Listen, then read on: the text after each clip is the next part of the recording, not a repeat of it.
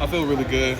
Just blessed to be running again. So it felt great to be out there, change direction, doing all that good stuff. So I feel really great. Feel really good. Yeah, it felt good going. You didn't do the 40-yard dash and all that stuff. Yeah. What went into that decision? I mean, just for the simple fact, I was rehabbing the majority of the time that I was training in Proactive in California. So just for me, it wouldn't have been fair for me. It wouldn't have been fair for everybody just to see, like, that I'm not saying that I wasn't going to be prepared enough, but it's just like the time that gets put into it for a lot of guys that came in healthy, started from the jump on their technique and stuff. I was rehabbing and stuff and doing that the whole entire time. So I don't think it wouldn't have been fair for everybody. Yeah, kind of building off that, how was, with your injury and having to kind of figure all that out, how has this affected your pre-draft experience, really? Because it impacted your NFL combine. It didn't really. It impacted a little bit just for the simple fact I didn't really do everything that I wanted to. But besides the testing part, I did everything else. I still did the bench. I still did my interviews. I still did everything like that. So it didn't change too much.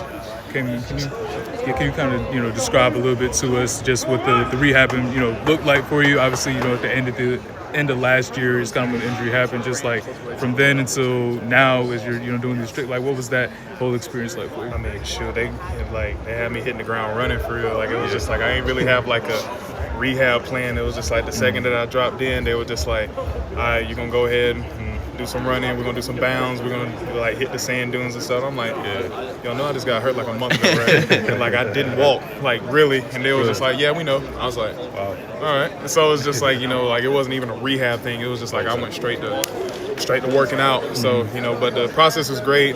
People at Proactive, man, they were amazing. They had a plan for me. They were amazing people, man. And I'm definitely gonna be there over there every off season. So yeah. You mentioned, of course. Sorry. No, keep going. You mentioned, of course, that you obviously did go out there and you did interviews and stuff. Being around NFL guys, being around scouts, what type of feedback did they give you as far as what kind of role they see you have in the league and what position you may be playing and everything? Yeah, so they got me a lot of different places. Kind of like an off the ball field Sam, outside linebacker, kind of like the rush position, jack position as I play here at UNC, field side defensive end. So they have me in a lot of different places, but one of the biggest things is just like my biggest tangibles is like that my motor, my work ethic, like my ability to pass rush, my ability to be tenacious when playing football. So, all of those things are kind of like underneath the same roof of what I've been doing. And, that's kind of been the common denominator, which I can take that. Sure. Have you been able to find joy in this process, Kaimon? Oh, 100%. I've been smiling the whole time, just, even with me not being able to do as much, just, obviously with my leg and stuff like that. But the process has been enjoyable, just getting a chance to train with people, getting a chance to train with pros, being able to meet a lot of different guys in the same position as me. It's just, I can just say I'm blessed. That's just about it. How has it felt to stack these days and get closer and closer to your dreams coming true? Man, it's crazy. What's weird? Like, it still ain't hit me yet. Yeah. Like, it's just like, I'm doing pro day. I went to the combine. I'm doing all this, that, and the third. But it's like, it ain't really hit me yet. I don't think it's going to hit me until I actually go to a team and do rookie minicamp and stuff like that. And I'm going to be like, oh, shoot, I actually made it. You know what I mean? So it's just like, just stacking these good days, man. That's all I can do. Just taking it one day at a time. It's been amazing. So. And kind of going off of that, what is kind of your mindset going into the draft, and what has been your favorite part of the process? Going into the draft, man, I just want to get picked up. You know what I mean? So it's just like this is an opportunity not only for me to celebrate with my family and friends as well. They've all played a crucial role in my life, and so it's only right for me to allow them to celebrate this journey with me. And just everything after that, man, just like I said, just carry one day at a time. Thank the Lord for the blessings and the lessons He's taught me along the way, and allow me to do what I've been dreaming of. The Panthers are in the market for a defensive front seven guy. I know you've talked to probably most teams. Mm-hmm. Have you talked to the Panthers?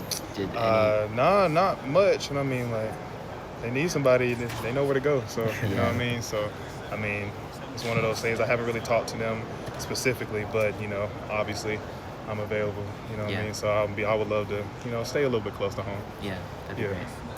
Thank you. Thank you. Appreciate y'all. Thank y'all. I think you touched on it a little bit. What are these next couple of weeks going to kind of look for you individually when it comes to the training and everything you'll be doing? Like, what will that from now until the draft? What will that kind of look like? Well, shoot, I ain't gotta train for none of this. You know what I mean? Yeah. So it's just like now I can train however I want to. Just get back into football shape. Get back into just training how I'm used to be training. Like, you know what I'm saying? Like, I can do drills on my own. I can set up drills however way I want to. I can do my edge rushing stuff. I can lift the way I want to. I can run the way I want to. And so, now I don't have, like, the quote-unquote pressure. I never really felt pressure, The same situation, like, going into this as I train everything else. It's just like, but now I don't have to train for a 40. I don't have to train for a shuttle. I don't have to train for a 3-cone. Like, I can just train to play ball now. So. And what do you think is your most underrated aspect of your game, whether on the field or off the field? Underrated? I say my ability to communicate with everybody, no matter who it is. Like, I feel like for me, it's just like one of the biggest things is like why everybody else that like I played with or like my teammates have been successful is because our ability to communicate no matter what the situation was. And so it's just like for me, like I take accountability in that, especially being an edge rusher. Like I have to set the front seven. I have to, make sure like I can help out guys being able to read the position of the running back, read the position of the tight end, quarterback pre-snap reads, all this other kind of stuff, formations that they don't really pay attention to that I do because I'm standing up. And so just like communication is something that I feel like that's a really underrated factor of mine. And of course, a lot of different things, with me being 6'1", and they gave me a little bit of change today, so thank God. So it's just like, obviously with me and my height and stuff, like there's a lot of other things that I need to improve because of my lack of height. But I think communication is something that's very underrated that I feel like a lot of teams will appreciate. Yeah. Awesome.